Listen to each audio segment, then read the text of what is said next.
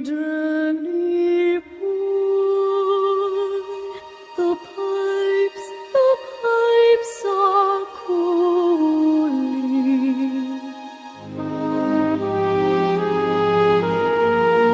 The Bill and Mary Carey Rielly family was formed at 245 Shenango Boulevard in Farrell, Pennsylvania. The family eventually moved to 974 Fabian Way in Sharon, Pennsylvania, the home of the Carey grandparents. We had a wonderful childhood.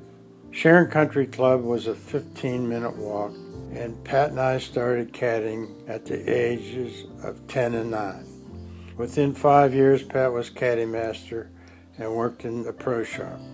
Our mother washed dishes at Sharon Country Club, and our father was a machinist at Westinghouse. There wasn't much money to go around, and every dollar Pat and I made caddying and shagging balls went into the brown jug in the kitchen.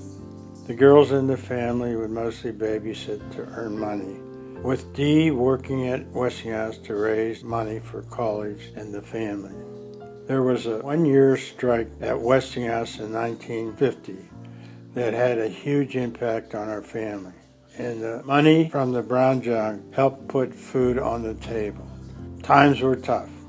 Some might not know that Pat was a star quarterback on the football team at Sharon High. He was a triple threat as he ran, threw, and punted the football. Pat received an athletic scholarship at Penn State, and I received one from the University of Pittsburgh. The biggest benefit to both of us going to college was Pat meeting and marrying Sue Aiken and myself meeting Sue Kelly. Our family is proud of our brother Pat and his rise to the presidency of the PGA of America, the top of his profession, from very humble beginnings. However, Pat's greatest attribute is compassion for the less fortunate. He has demonstrated this numerous times, dealing with his employees, widows, needy friends, and relatives. I think Pat gets this from our mother. No matter how bad things were, she would always remind us that someone else has it worse. And when we came across someone less fortunate, she would say, "There, but for the grace of God, go I." As some of you are aware, Pat stuttered, especially when we were in the lower grades. He would get mad at me and go, and I would counter going, his face would get red, but he overcome this problem with public speaking. It brought tears to my eyes when Payne Stewart won the PGA Championship in Chicago, and on the 18th green, Pat, with a national audience, never missed a beat and didn't stutter. I love you, Pat, as you know. You have always been my best friend and always will be. Love very much, Billy. Pat and I met in January 1955, the second semester of our freshman year at Penn State. My roommate was dating his roommate, so they fixed us up with a blind date to go bowling with them. I had never seen or used the bowling balls with holes for fingers, but did manage to beat Pat. Maybe that's why he asked me out for a second time. We dated all 4 years at Penn State. In the summers, he would hitchhike from Sharon to Pittsburgh to visit. After talking to both sets of our parents about our wanting to get married, we knew they were not very agreeable. Mixed marriage between a Catholic and a Presbyterian was a no-no in 1958, so we eloped in Virginia. A couple of months later, when we knew we had to tell our parents that we were not coming home for the summer after graduation, we drove to Pittsburgh and Sharon to tell our parents the news. They all accepted this much better than we had expected. Pat had signed up with the Marine Corps recruiter who came to campus and was told to report to Quantico in September for Officer Candidate School, an intense 9-month program. However, we had to stay on campus that summer for Pat to take a math course, which he had failed 2 times. This 3rd time was a charm, and he got an A, so graduated. Pat stayed at Quantico, coming home on occasional weekends, and graduated as a second lieutenant. I worked for the Alexandria School District office teaching home economics for 4 different junior highs. I taught 1 year there. Pat graduated from basic school, and his orders were to be stationed at Camp Pendleton in San Diego. So, after buying our first new car, a station wagon with no extras, not even air conditioning, we headed west. My sister Trish drove with us. We were expecting our first baby, Susie, in December of 1959, so we're able to get moved into our cute 2-bedroom condo in Vista in September before all that excitement. We remained in Vista for Pat's 4-year tour of duty at Camp Pendleton, where Susie, Rick, and Mike were all born, 1959, 1961, and 1962, at the Naval Hospital. In 1962, Pat was assistant golf professional at Circle R in Escondido to Rags Raglan, then took over the head professional job at El Camino Country Club in Oceanside from 1963 to 1972. Maggie was born in April of 1967. In 1972, Pat took over as head professional at Annandale Golf Club in Pasadena, where he remained until his retirement in 2002. Pat is, of course, the love of my life. In addition to our 4 wonderful children, Rick's wife Kelly, and Maggie's husband Jeff, we have 6 grandchildren and are living happily ever after in La Quinta, California. Mom and Dad met at Penn State, where Dad was the captain of the golf team, and Mom was the belle of the university. While there, Mom taught Dad how to drive. We'll blame that on you, Mom, and helped him with math, among other things. They eloped on March 15th, 1958, and the rest is blissful history. After graduation, they moved to California, where Dad was stationed with the Marine Corps in Camp Pendleton. On December 10th, 1959, I was born at Camp Pendleton for $7.50. I was the most photographed baby in the world. I can remember Dad putting jelly beans in my crib busy box every morning. Rick joined the family on February 27th, 1961. Late as usual, he was due on January 29th. I was delighted to have a little brother. And 14 months later, on April 18th, Mike arrived. I was thrilled to have another little brother to love and boss around. Forward 5 years, the birth of the princess. Mags was born on April 12th at Tri-City Hospital for $1,000 and worth every penny.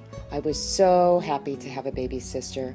I remember gleefully sharing my excitement in front of my first grade class for show and tell. It brought tears to my eyes going through the photos to see how very much Dad loved me then and now, holding me, kissing me, feeding me when I was only days old, taking me to Hee Haw Valley, my first ice cream cone, reading to me, looking so handsome in his marine whites, and washing his car even back then. Dad has molded me into the determined person I will always be. I will always be proud to be a Rielly and will do everything in life the Rielly way. I am proud that Dad has said I'm more like him than others. Apparently I've got the attitude and the fight. I'm a grinder. You have always been my hero. You've been there for me always. I respect you and love you more than words could ever express. Looking back now on so many of the things he's done in life, both professionally and personally, Dad has always put his family first. That's such a special thing to know, to feel, as a mature adult, being so loved and having such a strong foundation and support throughout all of our lives. And I know at times, Susie, Rick, Mike, and I haven't been the easiest, but through it all, he's always been there for all of us. Dad and I have a very special bond. Even though he always makes me feel like I'm his favorite, and by the way, Susie, Rick, and Mike, he did tell me that when I was 7 years old. I was his number one. Dad takes an interest in everyone. He makes so many people feel like they are his number one, his only one. He's had such an impact on so many people's lives. Dad always seems to know what sort of trouble I've gotten into, maybe even before I've done it. But I only would ever realize it when the two of us would go out to our monthly father-daughter dinner at El Torito Mexican restaurant in Glendale. That's when Dad would say something like, "So, where did you and Sarah Gagliardi go to last night?" He always was one step ahead of us and always there to talk to. I could always turn to him and tell him anything. I loved our El Torito nights. Thinking now, my dad totally gets me. He has a way of making me feel safe, loved, and so cherished. Every day of my life, I carry around with me. There's a right way, a wrong way, and a Rielly way. Gosh, I hated that growing up, especially when I wanted to quit the brownies. Dad recited that to me. But as we Rieleys know, that's a really great motto to live by, although I still wish I could have quit the brownies.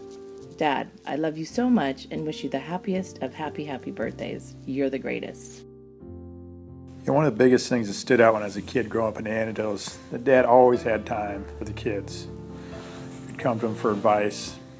He'd take time out of his day when he was busy, bring him into his office, give him some good advice.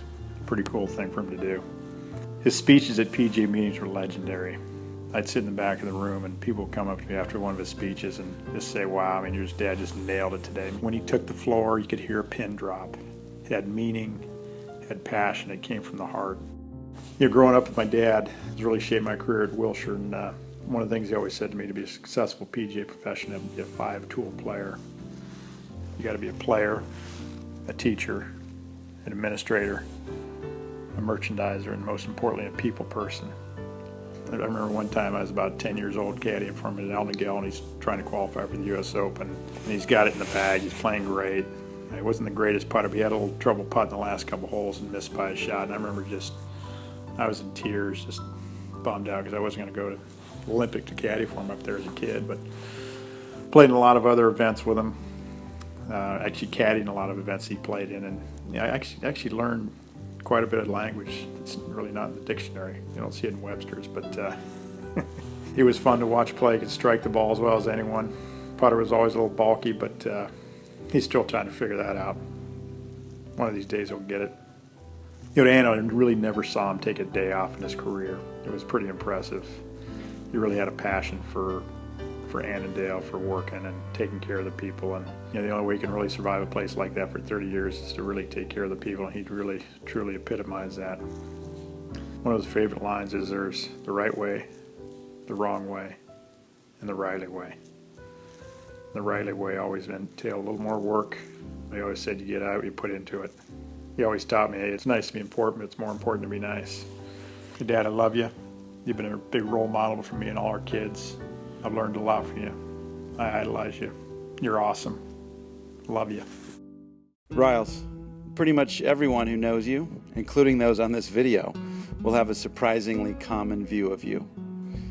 You're the luckiest guy around to have met Sue Aiken your freshman year at Penn State.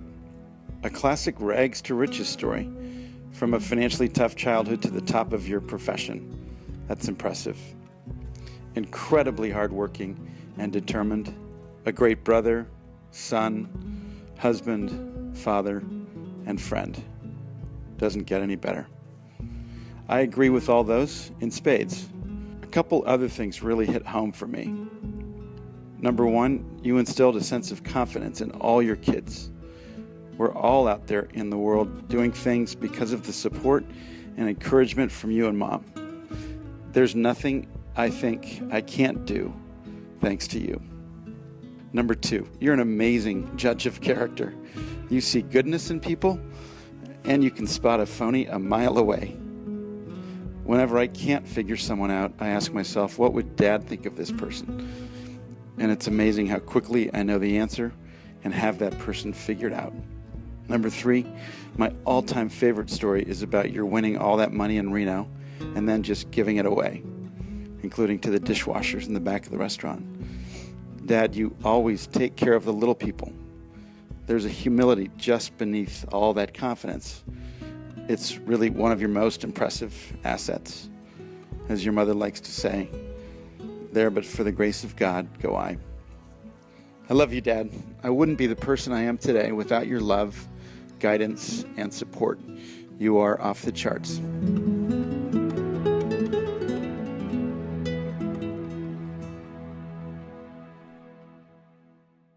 Sue, where are you? Oh, shoot. I wonder how she shuts this off. Sue, how do I shut this off? Darn it.